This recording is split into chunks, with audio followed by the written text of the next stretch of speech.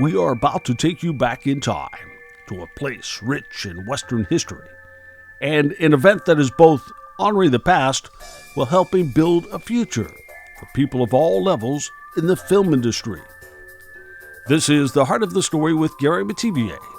Positive, inspiring stories of everyday people doing cool stuff, living their dreams, sharing their talents to make our world a better place. The Wild Bunch Film Festival. The focus here is on Westerns, from scripts to books to documentaries and films. As a kid who grew up pretending to be a cowboy, locked into TV series like Bonanza, Little House on the Prairie, Gunsmoke, to the spaghetti westerns, and then more recently Unforgiven, and even more recent, the TV series 1883. Just now beginning to live out my own dream. So why not go and see how others are making their dreams come true? So I get here and there's an instant community forum. Familiar faces talking and meeting, welcoming new folks like me as we gather in front of the marquee in Willcox, Arizona. That marquee has the look and charm as it did when it was hung decades ago. The Wild Bunch Film Festival moved to Tucson for 2022, but wherever it is, it draws quite the cast and crew. Where else do filmmakers, waiting for the next showing, come face to face with cowboys on horseback, pulling up into a parking space out front to meet with friends like multi-award winner Travis Mills for his 12 Westerns in 12 Months series. This is the dream of the Whitehead family. I ask Rock to step away from the reception table for a moment to join me out in front of the theater. Brenda is holding down the fort inside. Well, we started it probably, it would be 6 years ago. Moved it to Arizona because it's more of a Western town, more of a Western setting, and close to Tombstone and Mescal movie set and all that. And people come from all around for this? Yeah, we got one lady that flew in from Germany, and she actually had to take a flight from Germany. She's going to win the award for the longest traveled attendee, I think. Yeah, exactly. Hey, when you look around and you see these people come together and you see them enjoying this Western genre that at one time was it was huge back in the day, then it sort of dwindled, and now it's back on again. How does it make you feel to see these people to come together and enjoy the work? I love it. I love that people's really getting into this, and it's getting bigger and bigger every year, like I said. And I love the Western genre, always have, and it's just, I love what I do, basically. The artist he mentioned there, the one who traveled so far to get here, Manuela, and her incredible spirit and passion for this work.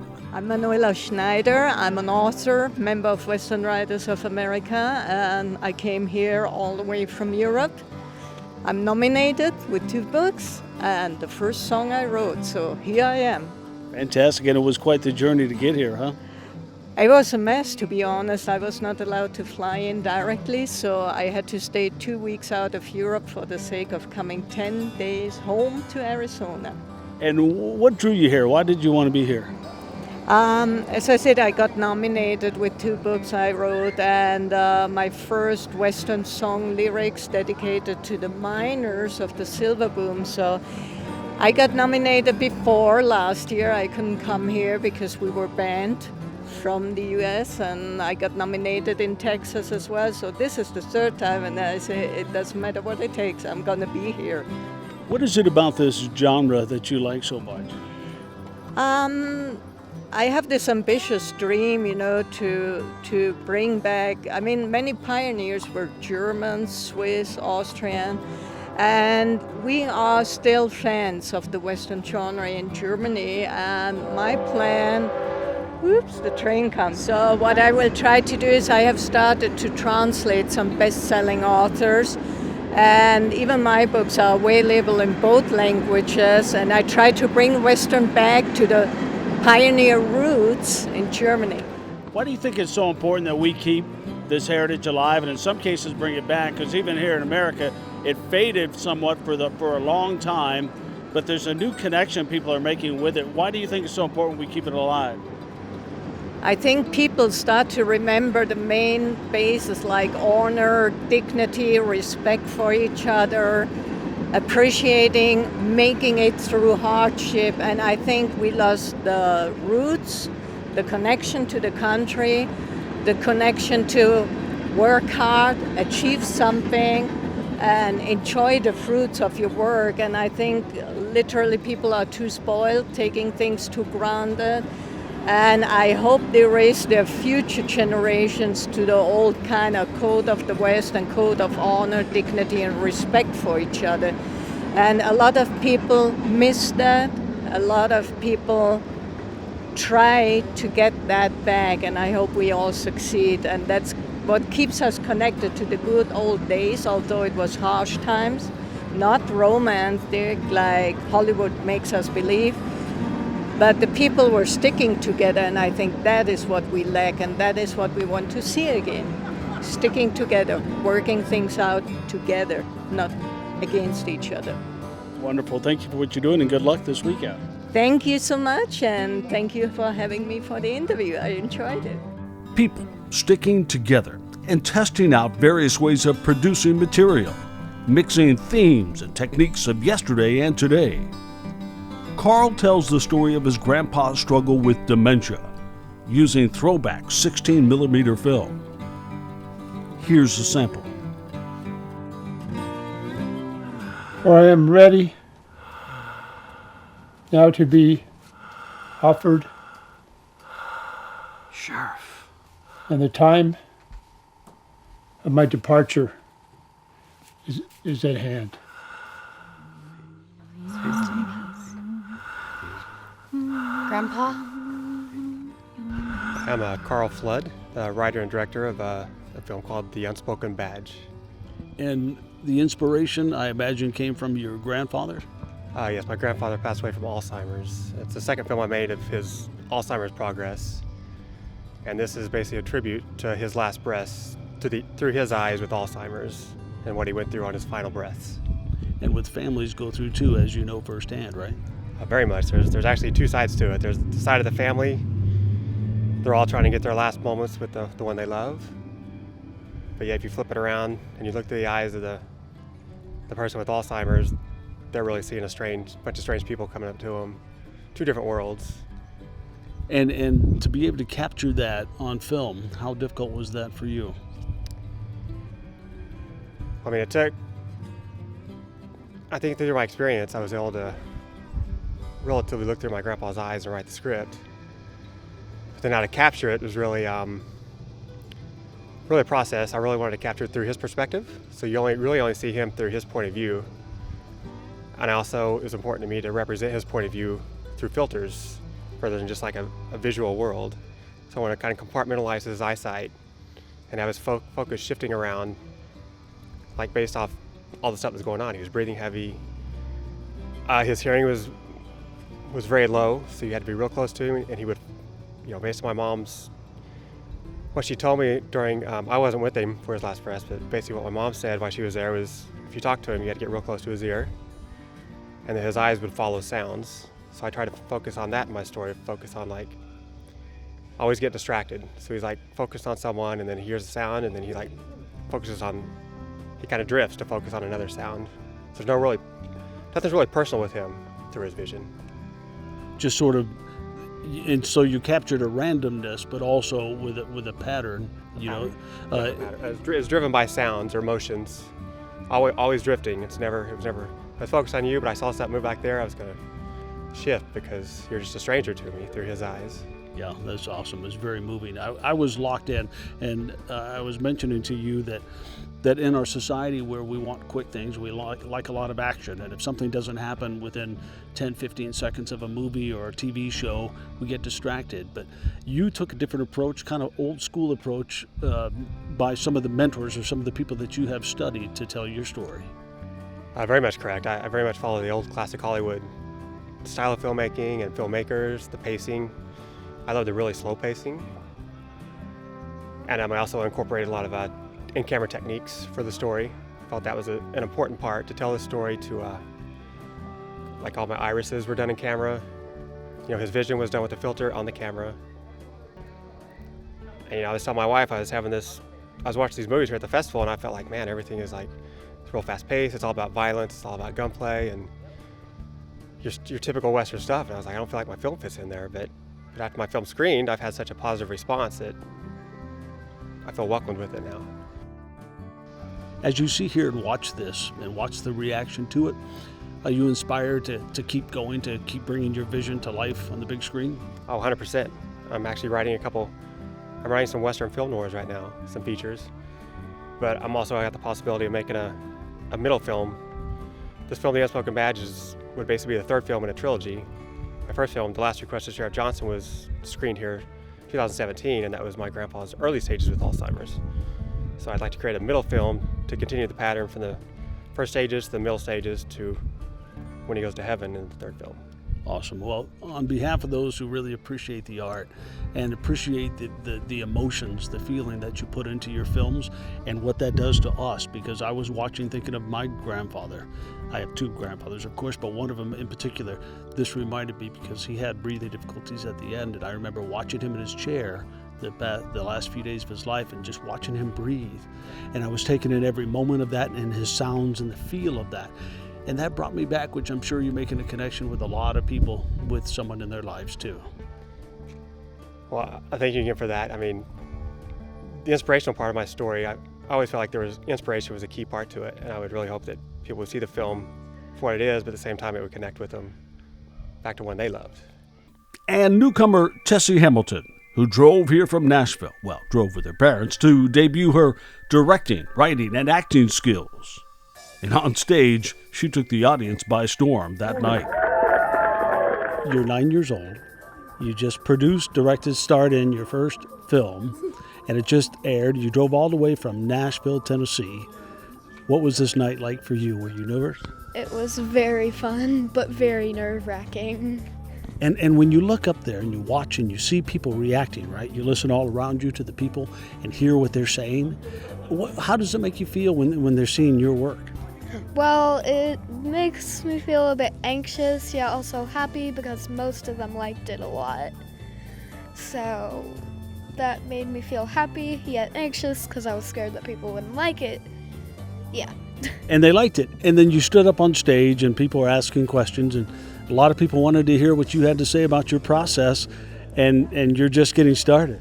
Yeah, that was fun. That's cool. What's the best part of all this for you overall, and what do you think you'll remember for the rest of your life and for your next project?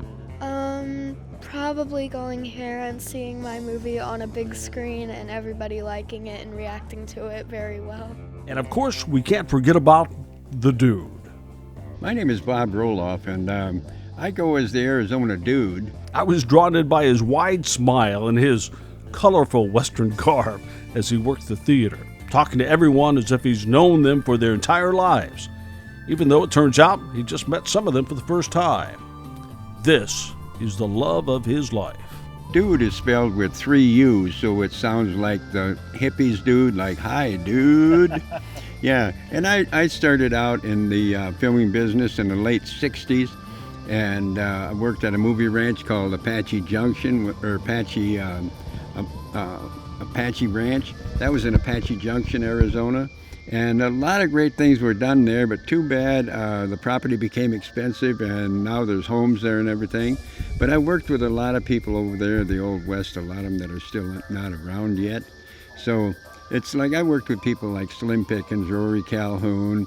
I met John Wayne a few times, but I've tried to get in his movies, but it's pretty hard because the casting director, they had a set people that they used, and that was it. Really hard to get in John Wayne movies. But I got to meet John Wayne and a lot of people in his movies, which was really great. And you come to festivals like this. What draws you here? Mainly I write for a magazine called Arizona Real Country. And I'm one of those that go out and find someone, an older person that has spent their life in Arizona, keeping up the tradition of the Old West. I interviewed them and I put their story in there. I want to thank them for what they've done to keep up this tradition of the Old West. So I tend to write more about the late 20th century people and into the 21st, as opposed to 1880 or 1890, that there's plenty of guys that are out there doing that. Well, a time that you are definitely connected to and have been part of this industry. And why do you think it's so important socially that we keep the traditions like this alive? Well, because for one thing, if you look up what they call the Code of the West, the Code of the West is a very honorable, good code for raising a family, how to be an honest person, how to be polite, how to be kind, how to be neighborly, and how to help people out and stuff like that. And so the code there of the Old West, it was kind of a code, unwritten code, because the law wasn't close at hand. So everybody had to kind of govern themselves and live by a certain set of rules, civilized rules, so that they would kind of help each other instead of being at each other's throat all the time. And I imagine you think we need more of that today. We need a reminder of what that stands for. Well, yes, because you look at it today and on the news you hear about all the shootings and everything. Well, the Old West, they thought there's, oh my God, there were a lot of gunfights and shootings. No, there's more today than there was then, and there are lots of reasons for that. And part of it, I think, is the breakdown of the family and the breakdown of kind of a little bit of society at a time. And we gotta get over the fact of, because we have differences of opinion, that don't mean we have to be against each other. It's okay to have a different opinion or something. Just don't fight over it. I mean, you just don't bring it to that point, you see. You automatically feel like camaraderie with those people. And that's just very enjoyable. That's why I like going to these events, because I know I'm going to run into those kinds of people. When I saw you on the first night, you came here, I believe, by yourself, and you were just saying, you were walking up to meeting people and say, hey, I want to meet people that are interested in what I'm interested in. That's pretty cool. That's correct. It's just like, I just go up and I've always been a person that's easy to talk to. I go up to complete strangers and strike up a conversation. After a couple minutes, it's like we're old friends or something. And I like that knack of being able to do that, because it helps me get the information I want. You see what I mean? And there are stories everywhere. As we were talking, as you know, I'm a former journalist. Well, I guess I am still a journalist, as you are. Right, yeah. And there are stories everywhere. And you never know who's going to have a story that's just going to inspire somebody else, or just a story that needs to be told. That's true. And I've talked to people who said, well, no, I never done anything. I never listened. But you get to talking to them, and you find out they do have a story. They do have some. Back in the 60s one time, I went to a dinner or lunch with a friend of mine in Tombstone. Her grandma was along. This is in the 60s, okay? Grandma's there, she's quite elderly, and we come out of the restaurant, and she's talking about old times and that, and she stopped and she said, you know, they say that the hanging tree was down the street to the right. It wasn't. The hanging tree was down here to the left. It's gone now. She said, but I remember as a little girl with my mother and watching somebody get hung. Wow. Is that not something? Is that not cool?